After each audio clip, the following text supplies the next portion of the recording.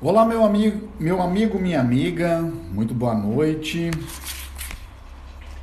Aqui quem fala é o professor Djalma Cremonese. Sejam bem-vindos, bem-vindas. Aula um pouquinho diferente hoje, aula pública, sobre a mitologia até a filosofia. Eu quero dar boa noite também aos nossos amigos hoje, nossos alunos que estão por uma questão de mau tempo. Realmente nós não estamos em sala de aula. Nas últimas 24 horas nós estamos aproximadamente com 160 milímetros de chuva e esse momento ainda chove bastante aqui no centro do estado do Rio Grande do Sul.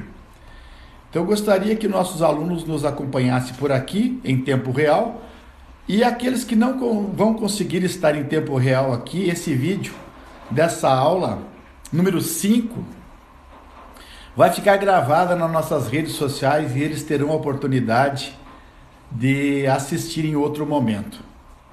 Essa aula não vai ser muito longa, aproximadamente 40 minutos, 45 no máximo.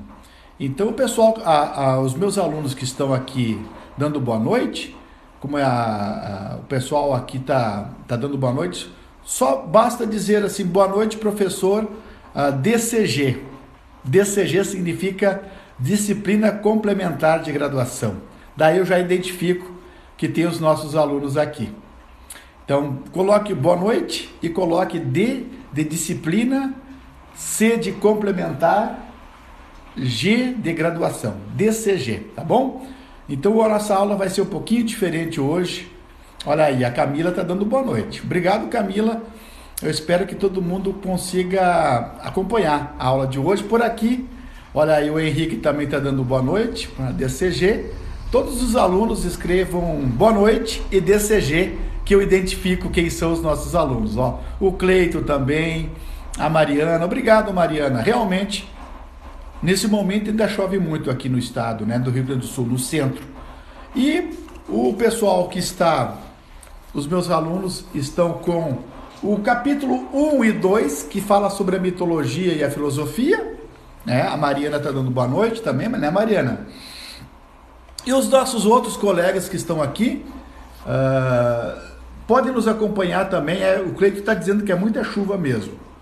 A Lívia também está dando boa noite. O Prado também hoje vai acompanhar. O Prado vai acompanhar junto com os meus alunos hoje. E lá no final eu vou falar direto.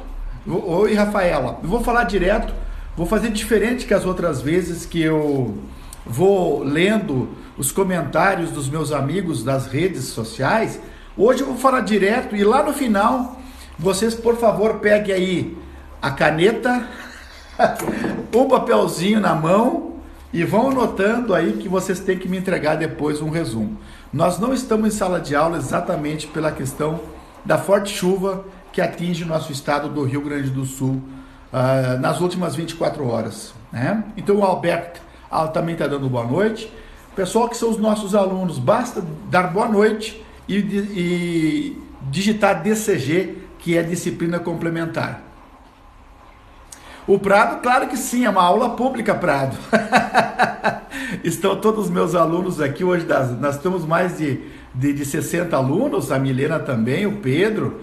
E quem é fora da rede social também pode acompanhar a aula pública de hoje. Só não vou interagir com vocês, porque eu vou deixar para o final, eu vou dar aula direto, tá bom? Então vocês, por favor, vão dando boa noite aí pro professor. Se tiver alguma pergunta, depois eu vou abrir lá nos 35, 40 minutos, eu abro lá, vão curtindo a live aí. Se algum hater entrar, não tem bola, porque alguns às vezes vêm aqui, Eduardo, boa noite. Alguns vêm para xingar o professor, outros vêm para... Mas não dão bola, não dão bola. Não dão bola porque faz parte, tá bom? Então a aula de hoje é a aula sobre a mitologia grega para a filosofia. Muito bem.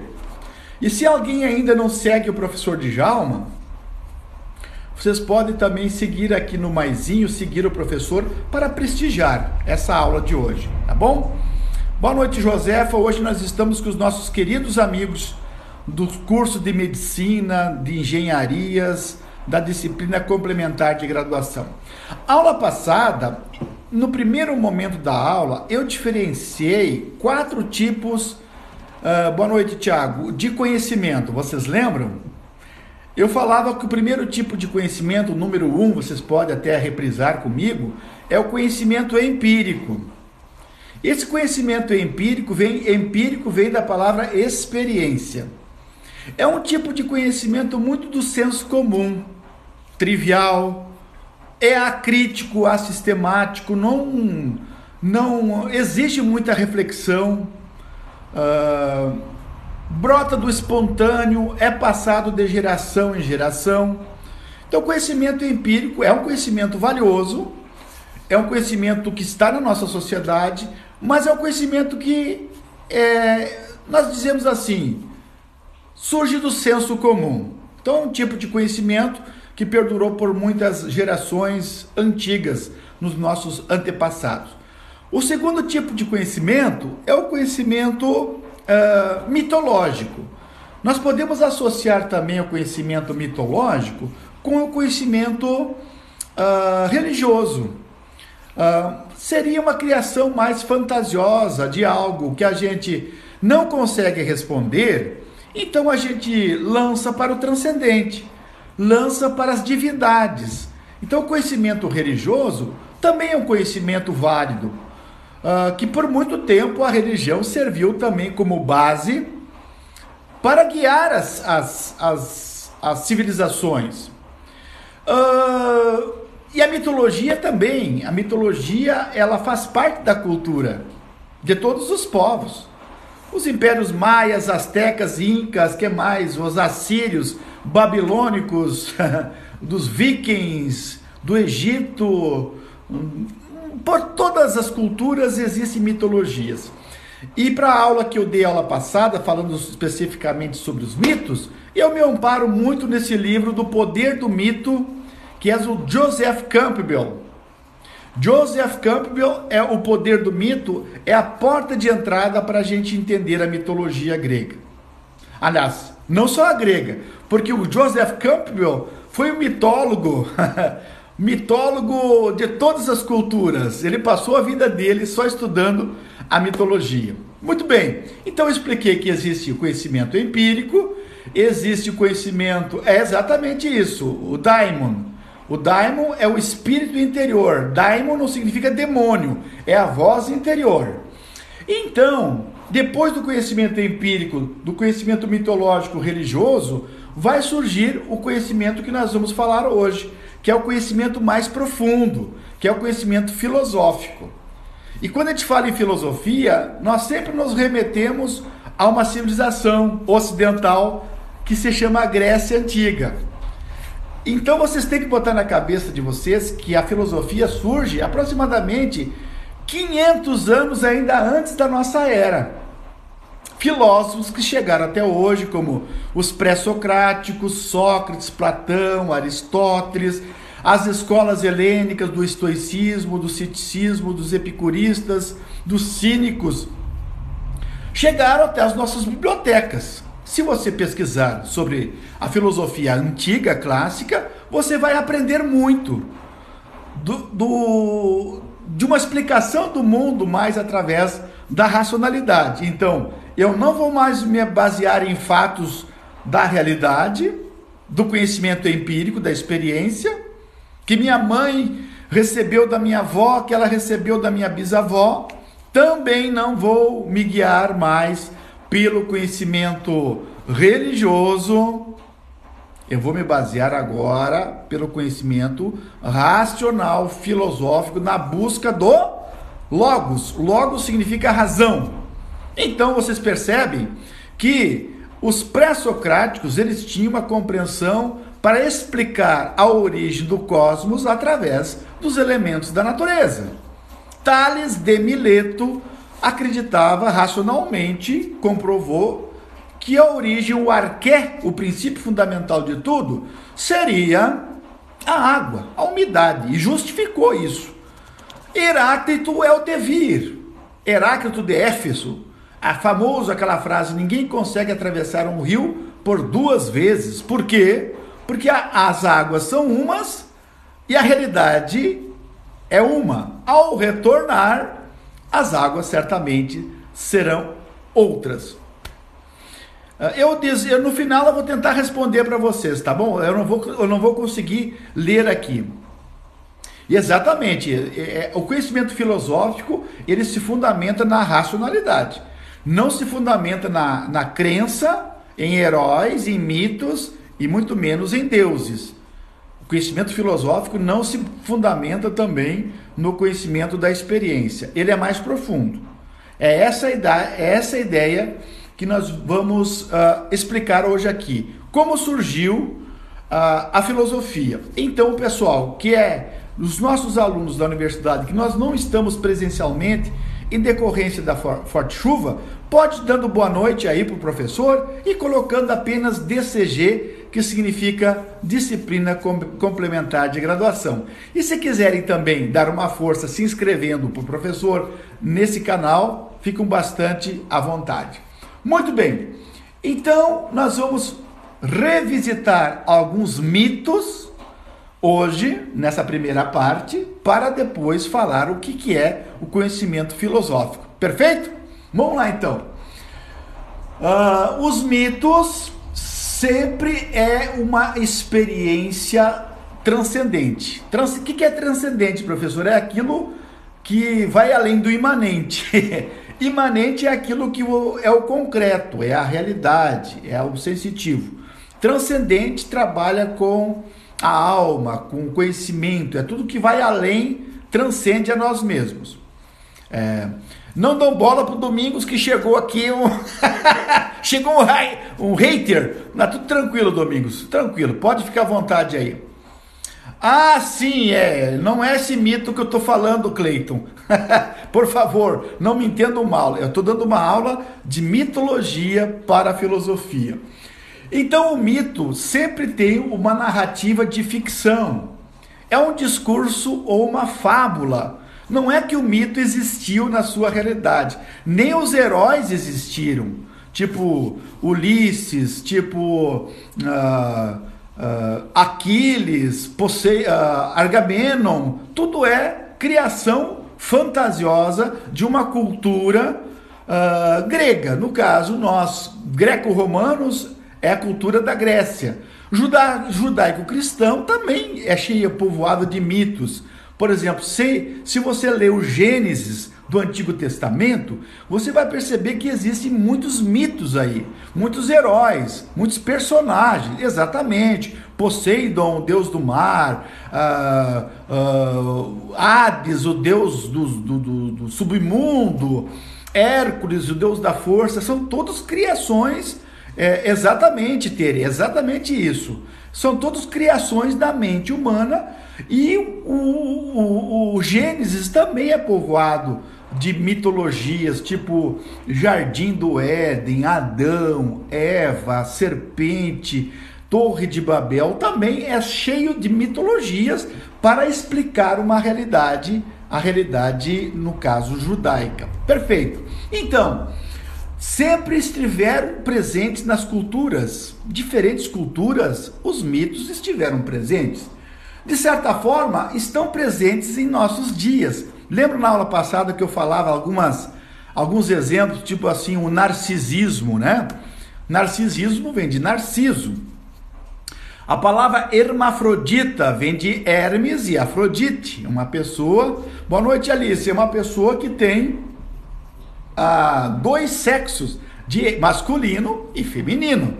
Então, vimos também a origem da mitologia grega através dessa obra, que vale a pena vocês lerem, que é curtinha, está no computador de vocês, chamada A Teogonia do Hesíodo, escrita aproximadamente lá no ano 900, ainda antes da nossa era. Exatamente. Essa é a percepção que nós estamos colocando. Hesíodo é a teogonia, a origem dos deuses para os gregos. Depois nós temos a escrita do poeta cego chamado Homero, que escreveu a Ilíada, que é o conflito entre os gregos contra os troianos, Ilíada, e a Odisseia, que é a volta do Ulisses, do Odisseu para casa, aos seus braços abertos da Penélope, do seu filho Telêmaco, da sua ilha Ítaca. Ali ele era feliz e ele demorou 10 anos para retornar à sua casa. Isso é maravilhoso, maravilhoso a gente compreender a mitologia grega, perfeito? Nós falamos também que a mitologia, ela traz como pano de fundo um ensinamento ético, um ensinamento moral. Muito cuidado, pessoal, então, com duas palavrinhas gregas aqui, que primeiramente se diz híbris ou ubris. Híbris significa sempre afronta, significa sempre ir além do estabelecido. A híbris sempre é um desafio à natureza. A híbris é sempre se contrapor à ordem cósmica. Então, cuidado. Muitos personagens gregos, heróis, eles se contrapuseram à ordem cósmica e foram além. Eles pecaram. E todos foram castigados. E para nós hoje também, se a gente afrontar a natureza, se a gente afrontar os deuses, se a gente ir além, nós podemos sofrer também o processo do pecado da híbris. Se nós temos a híbris de um lado, nós temos a sofronísis de outro. A sofronísis significa a virtude, o bem, o meio termo, o ser humano comedido. Então é essa a ideia. Veja bem, então, nós saímos da mitologia e sempre percebendo que o mito traz um ensinamento para nossas vidas. Muito ter, a mitologia nórdica então nem se fala, é rica, mas o professor Djalma está apresentando hoje aqui uma passagem rápida da mitologia grega para a mitologia, para a filosofia. Esse é o nosso objetivo hoje aqui. Mas certamente ter a filosofia, a mitologia nórdica é muito mais rica ainda, a mitologia africana, a mitologia indiana, todas elas. Só que nós não temos tempo para aprofundar essas leituras, perfeito? Então, o mito sempre é uma experiência para o além, uma experiência com o sobrenatural. E me parece que sempre nós estamos buscando algo sobrenatural. O ser humano, segundo a história do sagrado, de um teólogo que escreve a questão do luminoso, ele fala que todos nós temos uma experiência mitológica, uma experiência sagrada dentro de nós. É interessante isso, porque nós não somos, como a teoria marxista pregava, apenas relações econômicas e sociais. Nós temos dentro de nós algo que nos leva para o além. Isso a mitologia ajuda. Então, onde poderemos ter experiências mitológicas? Através da literatura, através de uma obra de arte, através de um canto gregoriano, através da música, da poesia. Tudo isso é possível sim a gente ter uma experiência sagrada, ter uma experiência mitológica, perfeito? Então o objetivo do mito é tornar as pessoas mais conscientes do seu aspecto sobrenatural. Isso é muito legal, que faz parte, que rodeia o ser humano. O mito sempre tem a missão de tornar os homens, mulheres mais humanos. Isso é Joseph Campbell. Um abraço, Júlia querida. Abraço. Então, agora nós vamos passar do pensamento mítico, vamos abandonar os mitos um pouco e vamos começar a pensar de uma forma mais racional. Então, o pensamento mítico é um pensamento imaginário, o pensamento de um mundo sagrado, de um mundo, de um elo perdido entre nós, humanos, meros mortais, com o transcendente. Nós sempre estamos buscando algo assim, e é necessário ter essas experiências. Já o pensamento filosófico é um pensamento mais seco, mais duro, mais hard, mais racional, mais pragmático. É um olhar mais para frente, não é um olhar mais para o transcendente, é um olhar mais para si mesmo. Vocês estão me entendendo? O olhar mitológico é um olhar sobrenatural. É um olhar religioso, é um olhar de heróis. O olhar da filosofia é mais racional, mais pragmático, mais instrumental. Por quê? Porque o pensamento filosófico, ele trabalha com a physis, com a natureza dos seres, com essa indagação minuciosa para chegar a uma verdade. Então, por isso que nós temos que, trazendo para a nossa realidade, eu acredito que o pensamento mitológico nos nossos dias está de volta nas várias religiões, nas várias manifestações sincréticas hoje, de expressões religiosas que nós temos. Tem 47 novas igrejas neopentecostais e pentecostais sendo criadas em um único dia. Isso é um reflexo que o pensamento racional filosófico está em crise. Quando se busca por demasiado essa compreensão e se joga tudo para os deuses, nós perdemos a oportunidade de explicar o mundo através da racionalidade. Por isso está em baixo hoje o pensamento racional filosófico. Porque nós não temos mais filosofia. Nós temos mais esse conhecimento profundo da realidade. É melhor acreditar nos deuses do que acreditar na sua própria razão. Por isso, então, o Brasil é considerado um dos primeiros em crença em Deus. Muitas vezes, pela ausência do Estado, muitas vezes pela ausência de políticas públicas na saúde, na educação, na segurança. O brasileiro é sincrético, é católico, é espírita, é umbandista, é ateu, é tudo de mais um pouco. E o Estado não cumpre essa função e o povo busca um lenitivo na questão transcendental. Eu sempre digo assim, se ao invés dessas 47 igrejas surgidas a partir de muitas vezes pessoas mal intencionadas, se criasse uma biblioteca e se criasse uma escola, o Brasil avançaria muito mais no patamar de racionalidade, no patamar de cidadania.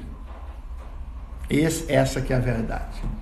Bom, esse pensamento mitológico para o pensamento racional na Grécia se dá muito lento. Não é um pensamento... o ateísmo não deixa de ser uma crença, Tere. Porque o ateísmo, ele nega algo que existe. Se não existisse nada, ele não negaria. Tem mais, o ateu sempre é mais militante. Mas o agnóstico é indiferente. Lembrando sempre que o Estado pertence e a política pertence à esfera pública, né, gente? Por isso que não dá para confundir. E a religião pertence à esfera subjetiva. Por isso que religião não pode interferir na política. Não pode ter crucifixo nas câmaras de vereadores, no Supremo Tribunal Federal. Por quê? São coisas diferentes. A fé sempre parte do princípio da questão do subjetivo da pessoa, da intimidade, assim como a orientação sexual das pessoas. A fé também parte do princípio que você tem o subjetivo que acredita. Política não tem nada a ver. O padroado ficou para trás. Padroado era quando os padres, os bispos eram assalariados do Estado. Eram pagos pelo Estado. Houve separação da igreja É essa a grande pergunta, Júlia. Por que elas são CNPJs? Elas não deveriam pagar tributos? Ou se não fazer políticas sociais? Essa é uma grande... Exatamente. É isso mesmo, André. Religião pertence ao fórum íntimo, subjetivo, e a política é a esfera pública de todos. Então, jamais, ó, o Kenny tem chamada, basta você colocar aquela ideia que eu falei no início aqui. Os meus alunos estão aqui, Kenny. Eles já sabem a sigla para dizer que são os meus alunos. Se você não botou a sigla, é porque você é um aluno externo. Olha, o padre comprou um Hilux. Acontece. Bom, vamos lá então. Nós falamos da mitologia, demorou a passar para a filosofia. E por isso o homem grego entra em crise. A crise é quando sempre você perde a tábua de valores que você tinha, o paradigma que te sustentava, e você ainda não construiu um novo paradigma, um novo conjunto de ideias que te dá sustentação. E isso acontece em todos os impérios, em todas as civilizações. O ápice da cultura, a crise até estruturar um outro momento. Então, quando o ser humano grego perdeu essa crença na mitologia, ele entrou em crise. E aí vem o processo da tragédia e da comédia. Vocês lembram aí dos teatros, principalmente a partir desses 3 dramaturgos contemporâneos dos filósofos. Quem são eles? Ésquilo, Sófocles e Eurípides. Sófocles, Ésquilo e Eurípides, esses 3 dramaturgos vão... cheguei agora, que sigla depois eu te falo, Gabi, a sigla é DCG. Então, eles começam assim, por exemplo, do Ésquilo. Quem não chega a lembrar do mito do Prometeu, aquele que roubou o fogo dos deuses? Porque o fogo representa a tecnologia. Prometeu e Epimeteu ficaram encarregados de todos os atributos dos seres vivos que aqui existiam na Terra. A todos eles cumularam de qualidades, menos os seres humanos. Quando chegou no ser humano, não tinha atributo nenhum. Deixou o ser humano pelado, nu. E o Prometeu foi lá e roubou o fogo dos deuses, porque fogo significa tecnologia. Tecnologia. E só que ele pecou. Prometeu pecou e afrontou os deuses.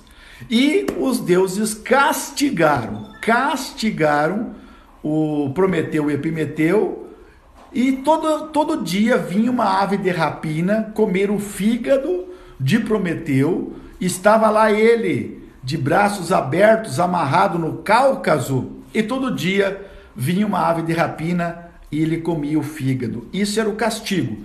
Uma outra versão do castigo que os deuses mandam aos humanos é a nossa amiga mulher. A mulher chamada aproximadamente a Pandora. A Pandora é um castigo que Deus imputa aos homens por eles terem afrontado os deuses. E Pandora recebeu a caixinha, abriu pela sua curiosidade e saiu todos os males do mundo, as dores, as doenças, as guerras, as pestes. E quando ela se deu por conta, ela fechou, e só fechou com a esperança. A esperança é a última que morre, já dizia uma velhinha de 115 anos. Perfeito? Isso é Prometeu. E de Sófocles, professor? Quem é que conhece a história de Sófocles? Aí, levanta a mão. Qual é a obra mais importante de Sófocles que botei lá para vocês assistirem? Qual é? A história do Édipo, rei, e a sua história de quem mais? A Antígona, sua filha.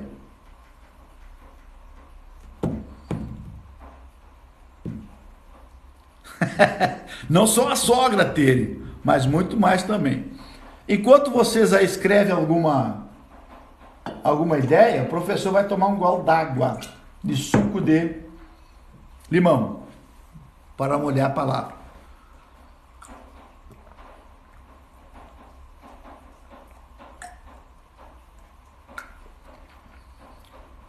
Muito bem? Até aqui tranquilo? Mas por isso você está tendo aqui a aula agora, a passagem da mitologia para a filosofia. Os meus alunos, como sempre, estão num silêncio aqui, né? Eu quero ver depois eles fazerem perguntas. Já esquentou por aqui? Ainda eu acho que vai vir mais chuva. Quem é que sabe a história do Édipo? Contada por Sófocles. Quem sabe, levanta a mão. Difícil levantar a mão aqui, né?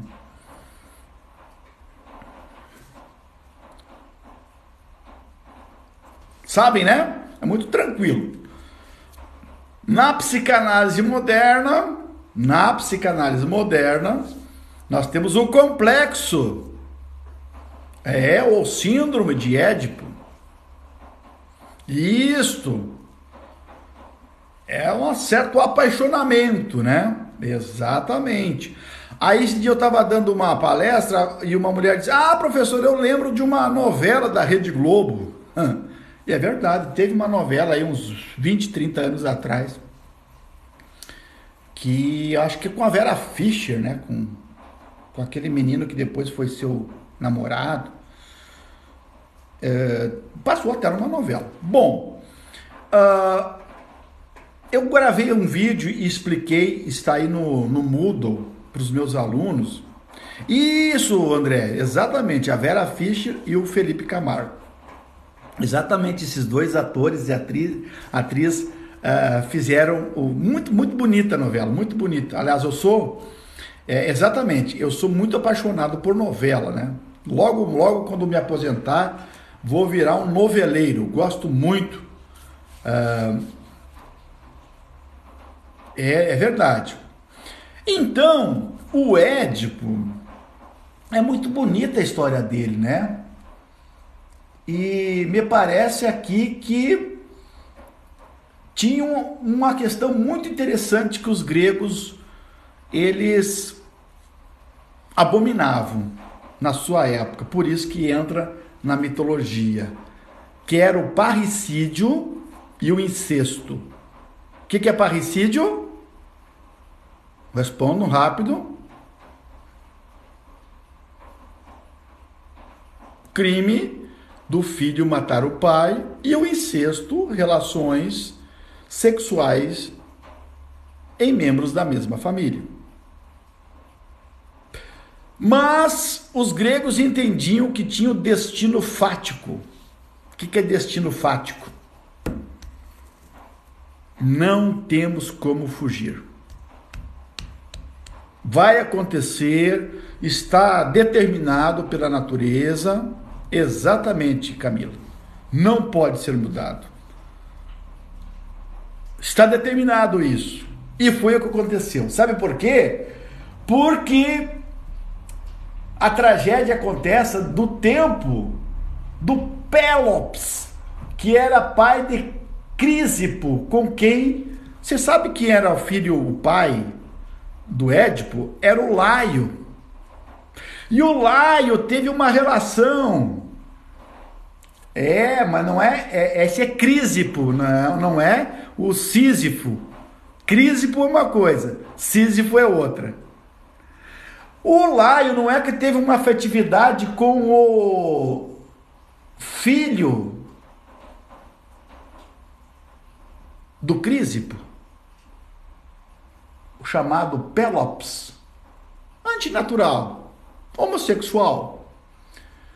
E aí, o nosso amigo Crísipo fez o juramento: se tu tiveres um filho, esse filho vai te matar.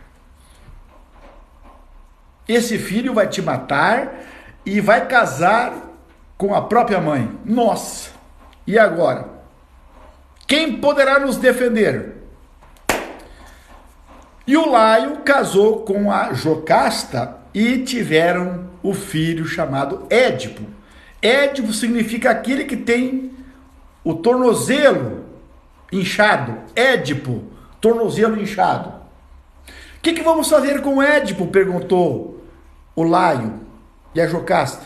Vamos pendurar esse indivíduo lá na floresta para que ele seja devorado pelos bichos. E o destino fático, trágico, reverte.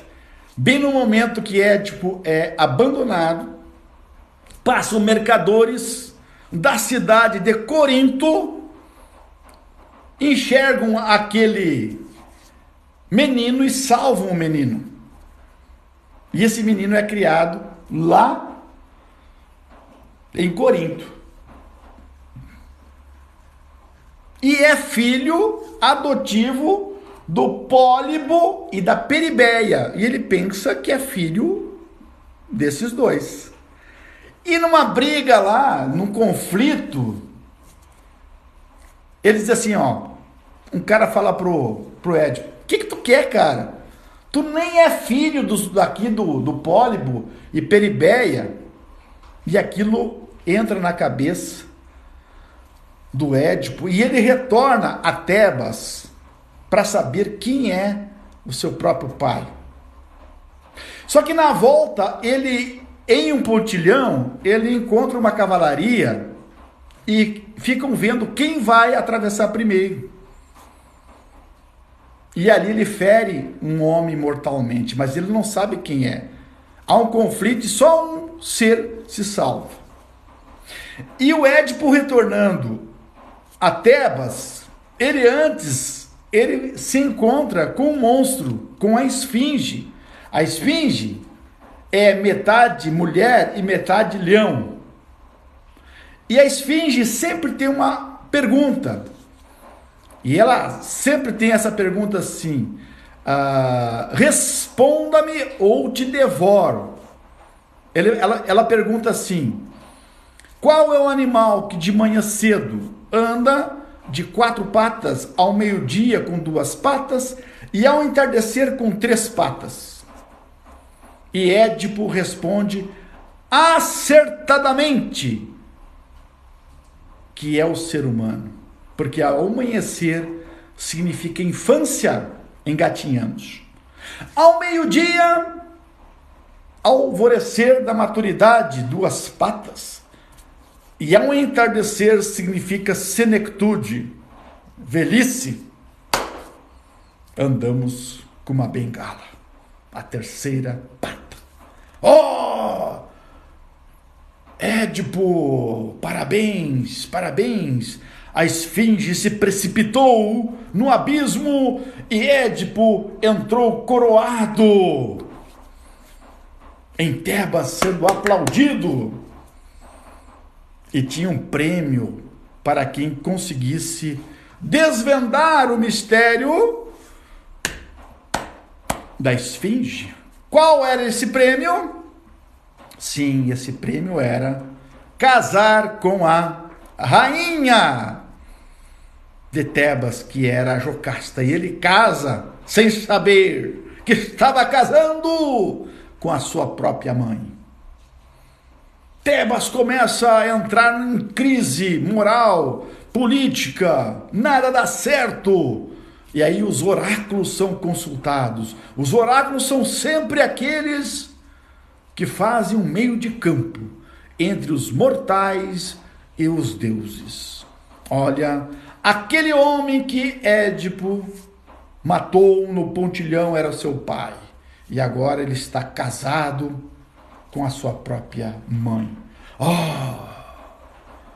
A plateia chora, Édipo fura os olhos, vaza os olhos e sai errante pelo mundo. E desse casamento de Édipo com a sua mãe Jocasta, nascem 4 filhos: a Antígona, a Ismena, o Etéocles e o Polinices, que aí entra outra história. Complexo de Édipo é a luta do pai, do filho contra o pai, essa luta simbólica pelo amor, pelo interesse da mãe. Complexo de Electra é o contrário. Complexo de Electra, quando a mãe vai lutar, a filha vai lutar com a mãe pela atenção, pelo carinho do pai. Tranquilo até aí?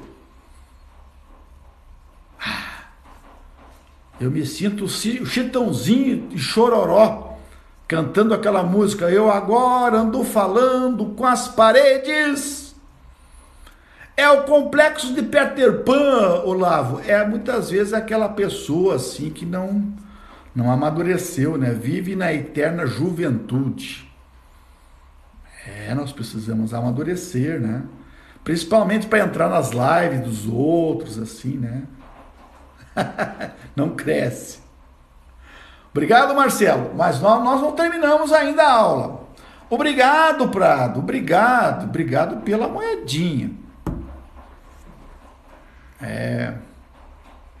Os meus alunos aqui sem moeda, estão quietos em silêncio. O mais entusiasmado é o velho professor. Meu entusiasmo dá de 10-0 neles. Eles são silenciosos. Vou tomar mais. Isso aqui tá. Todo comunista é uma criança. E todo bolsonarista, nem vou falar.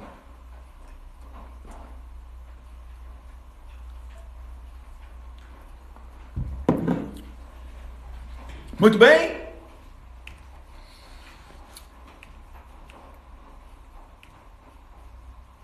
Agora surge a filosofia. Professor, mas o que é a filosofia? Filosofia é a tentativa de explicar o mundo não mais através dos mitos. E o nosso amigo Lavista aqui disse uma coisa essencialmente, sem querer, querendo, ele acertou. Para nos tornarmos filósofos, nós precisamos nos tornar criança. Sabe por quê?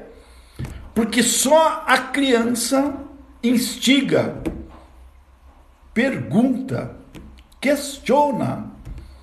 Já aquelas pessoas que acham que sabem alguma coisa, não sabem muito. Então é isso, questionamento, perguntas. Então, veja bem, a filosofia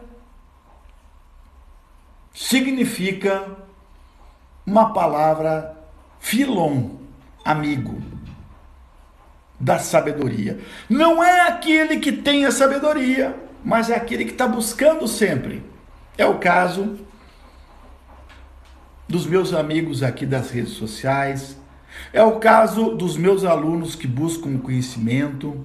Parabéns, meus alunos, que vocês são das áreas hards, técnicas, mas buscam, quem sabe, o lenitivo para a alma, no sentido de que a filosofia é a cura, sim, para os males da alma. Exatamente. Filosofia é a mãe de todas as ciências.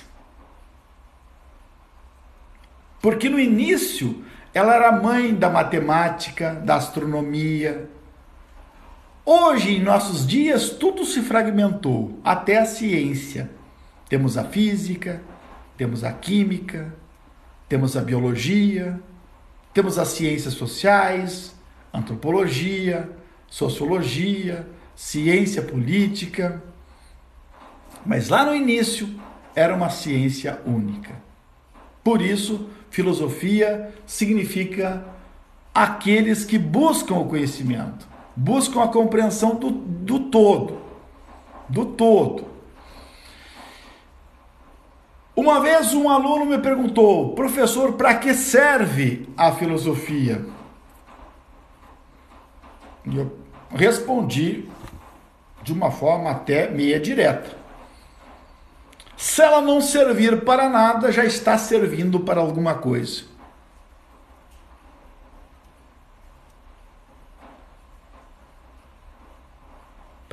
Se ela não servir para nada, já estará servindo para alguma coisa. Porque toda pergunta hoje ela é meia instrumental e pragmática. Para que serve a ciência? Para que serve o conhecimento? Todos estão em busca de um conhecimento instrumental, técnico e justificável até um certo ponto. Mas ninguém se pergunta mais pela alma, pela razão, pela sensibilidade. Essa é a questão. Então, por isso, a filosofia não é uma mera abstração. Ela reflete sobre os nossos anseios, de quem somos nós. Observação sobre a realidade, refletida sobre a realidade. A filosofia é a verdade total que o mundo não quer, porque a filosofia perturba a paz, questiona, desinstala, faz com que a gente tenha senso crítico sobre nós mesmos e sobre o mundo que nos rodeia. Tales de Mileto, os pitagóricos, Pitágoras, foi pela primeira vez que cunhou a palavra filosofia. Aqueles que se aproximam da sofia, aqueles que se aproximam do conhecimento, da sabedoria. Não é aqueles que detêm. Então, no certo sentido, todos nós estamos buscando conhecimento.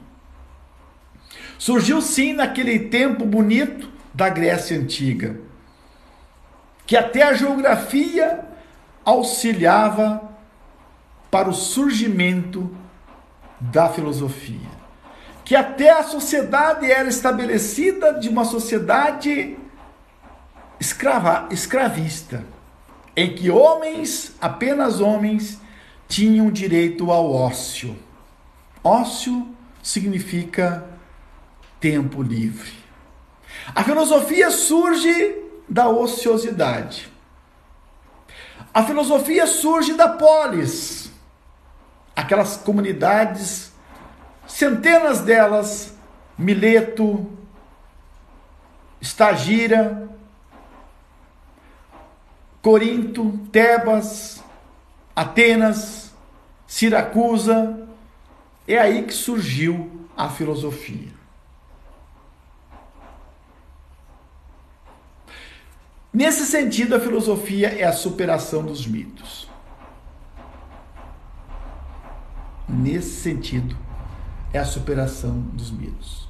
Mas qual a diferença, professor, entre filosofia, religião e ciência? Aqui está a realidade que eu expliquei no início. Conhecimento empírico brota da experiência, conhecimento mitológico brota do aspecto divino, transcendental. O aspecto filosófico é o conhecimento racional e a questão do conhecimento científico é mais recente. A ciência é um conhecimento recente.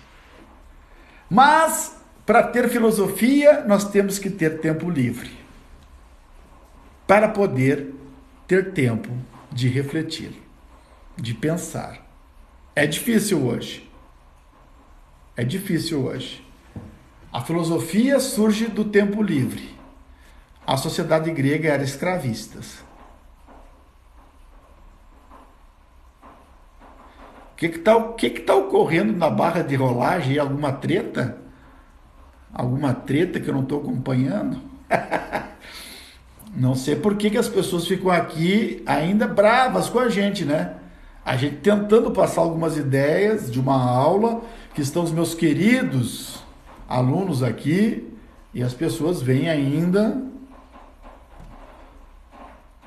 Então tem que calmar um pouquinho, tem que acalmar o olavista aí que ele está muito brabo. Está muito brabo. Calma aí, Olavo.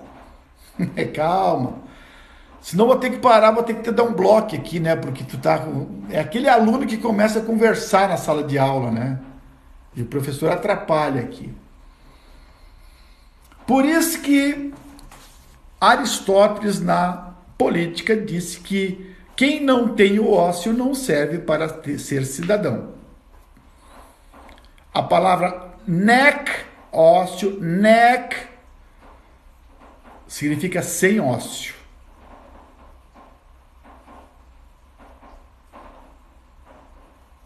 Sem ócio. Vocês me desestruturam todos. Ah, meu Deus do céu.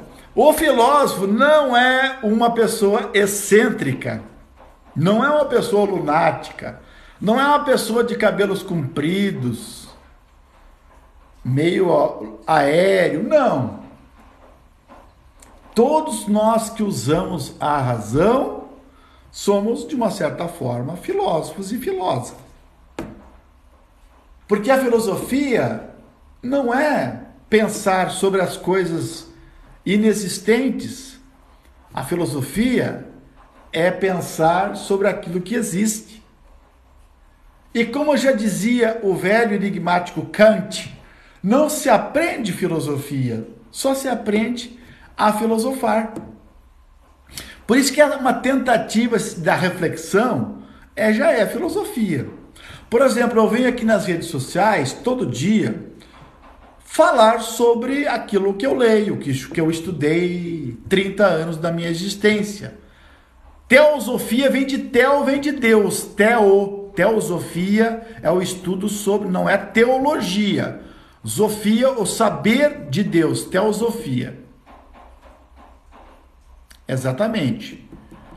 Dá uma pesquisada aí que eu não entrei na teosofia, né? Então, Tales de Mileto era considerado um filósofo excêntrico, pesquisador. Aliás, foi ele que previu uma grande seca e um eclipse lunar, e ele comprou barris para armazenar um produto. Ficou rico. E uma vez, olhando para o céu, ele caiu num buraco, e a sua serva veio e disse assim: bem feito, tu andas olhando para o infinito e te esqueces de andar na terra.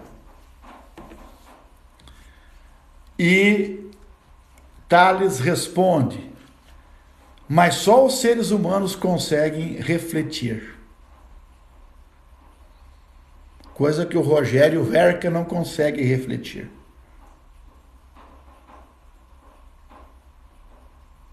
Reflexão filosófica é exatamente isso. Diógenes, o cínico, andava envolto de um barril, com uma lanterna acesa em pleno dia. E uma vez perguntado por que ele agia dessa maneira, ele respondeu: eu ando em busca da essência do ser humano. Filosoficamente tentava compreender o que era o ser humano. Morava em um barril.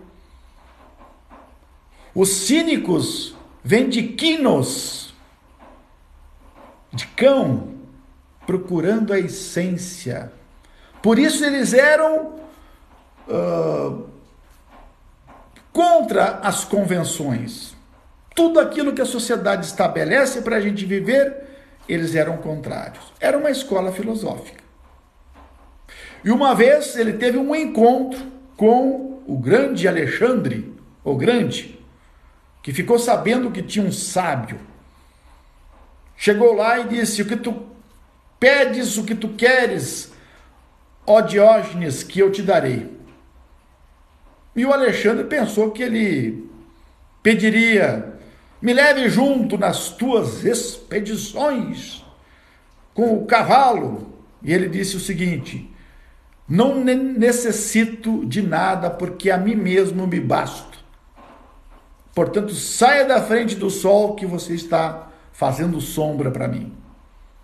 Saia da frente. Exatamente. E dizem que Alexandre saiu resmungando. Se ele não fosse o grande Alexandre, ele gostaria de ser o nosso amigo Diógenes. Que grandiosidade! Que é a sabedoria humana? E nós buscamos triunfos, poder, glória. E os filósofos realmente querem a simplicidade. Portanto, os filósofos também, eles são uma ameaça para a sociedade. Tales, Pitágoras foi queimado. Foi queimado. Sócrates foi condenado pelos próprios atenienses, os seus amigos, que não o entenderam e acabaram criticando ele, que ele era um ser que corrompeu a juventude. E condenaram ele a beber cicuta e ingerir um veneno mortal.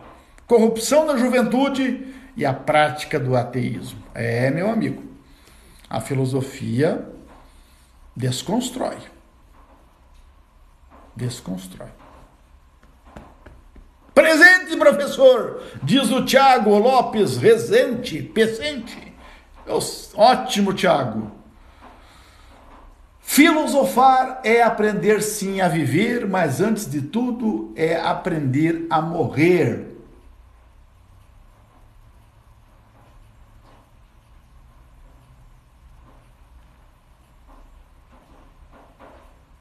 Porque a filosofia nos livra de todos os medos, inclusive da morte. O Santuário de Évora, em Portugal, tem uma frase muito interessante. Nós, ossos que aqui estamos, pelos vossos esperamos. Meu amigo, o futuro de vocês... Eu não conheço, Jéssica, particularmente. A única Itália que eu conheço é aqui Bento Gonçalves.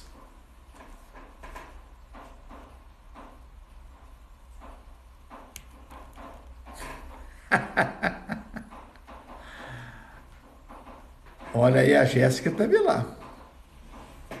E a Alemanha que eu conheço é Panambi. Outra coisa que ensina a filosofia, ensina a humildade. Quanto mais a gente lê filosofia, mais a gente dá conta do nosso não saber. Correu um boato antigo que Sócrates era o homem mais sábio da antiguidade. E ele quis tirar a prova. Foi entrevistar e conversar com lideranças políticas, dramaturgos, e ao dialogar ele percebeu uma diferença. Exatamente isso. Essas lideranças pensavam que sabiam, mas não sabiam. E o Sócrates sabia que sabia, mas fingia não saber. O tudo que sei é que nada sei. Que bonita essa frase. A palavra humildade vem de humus, terra fértil. Por mais que velhos estejamos, sempre estamos em busca do conhecimento. Alguns, ao envelhecer, se tornam mais sábios. Outros, ao envelhecer, se tornam mais neandertais possíveis. Para quem acha que a senectude e a velhice traz a sabedoria, muitas vezes é engano.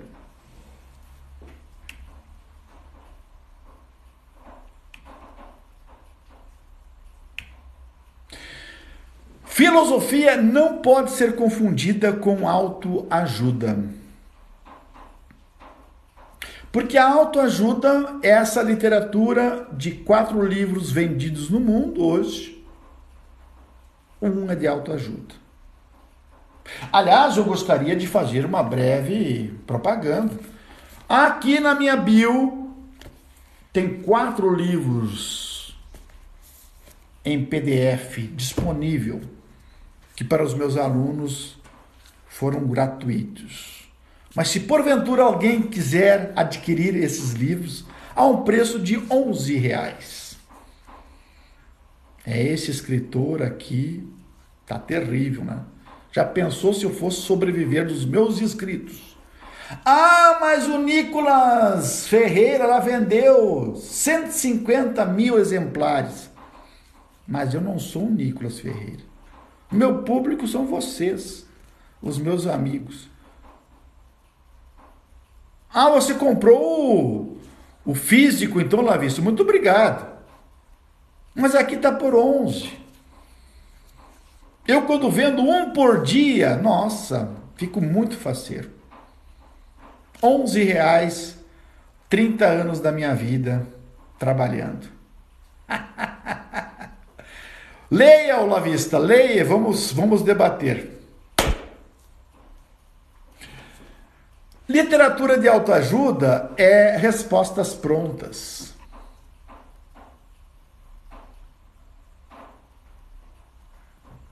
Filosofia é questionamentos. Filosofia é sempre perguntar. Hoje estamos numa onda da linha coach, na linha dos palestrantes de motivação, de autoajuda. Como é que eles chamam no direito? Constelação familiar? Que eu nem sei o que é isso. Ah, por causa da tua mãe, avó, bisavó, tem uma... vai lá libertar aquelas... Mas o que eu tenho a ver com a minha avó que está lá? Não, virou uma pandemia esse treco aí que eu vou até contar. É um absurdo em cima de absurdo. Típico de uma irracionalidade. Eu estudei da minha vida, professor 30 anos, tô desanimado. Desanimado porque 7 mil livros lidos, 17 livros escritos. Somos um João Ninguém. Isso é verdade. Desprestigiados completamente. Quem ouve um professor?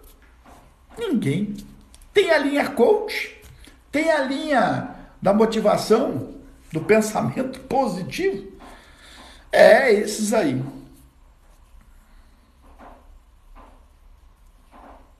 O salário vai de 13 mil a 32 mil. De quem tu tá falando, ô Lavista? Não é meu.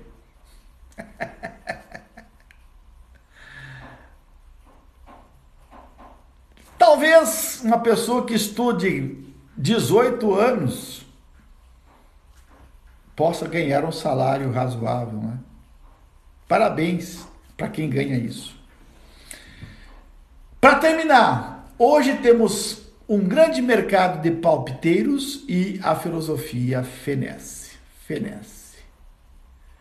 Então, estamos aí. Para terminar, leiam o que é o esclarecimento do Kant. Aquele que disse que é para nós sairmos da imaturidade e chegarmos à maioridade. Chegarmos à maioridade. A maioridade significa ter coragem de seguir o seu próprio entendimento. Pensar por si só. Muitas vezes preferimos pagar para alguém pensar sobre nós. Não deixe de ler esse trecho. O que é o esclarecimento? É meia página, direto do Kant. Coragem, para a gente começar a pensar pela gente mesmo. Perfeito? E aí, vamos agora às perguntas dos meus alunos. Estavam quietos e calados. Alguma pergunta? Professor, o senhor já fez a chamada. A chamada hoje ela é direta. Por aqui que vocês estão, lá no início. E nós vamos registrar essa aula lá.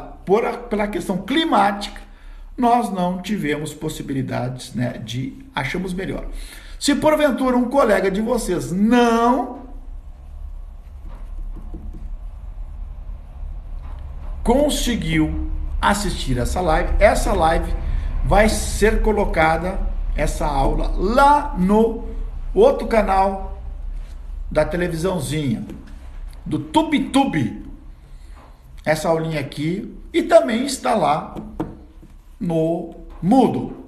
Eu espero ter ajudado a vocês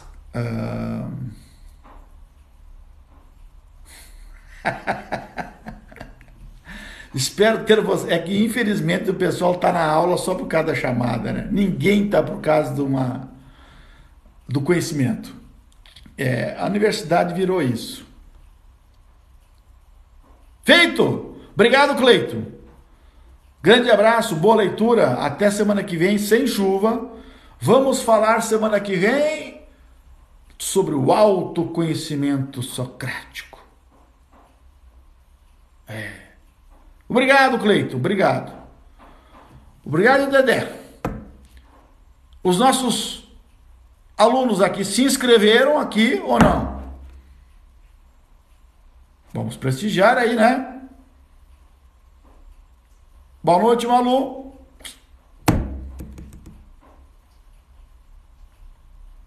Quem mais? Minha aula tem de 1 a 3 alunos. Tá bom? Começamos assim. Gabi, boa noite. Ó, o Arthur pelo menos está prestigiando. Vamos lá no coraçãozinho, né? Moacir. Rafaela, boa noite. Autoconhecimento socrático. Vou preparar no Moodle. Estaremos presentes.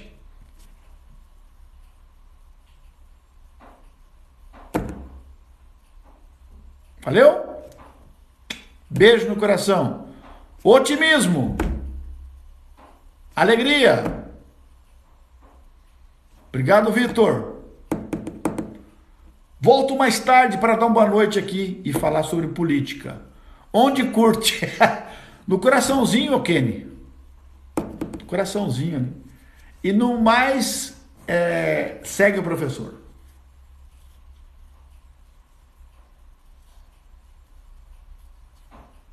Beijos.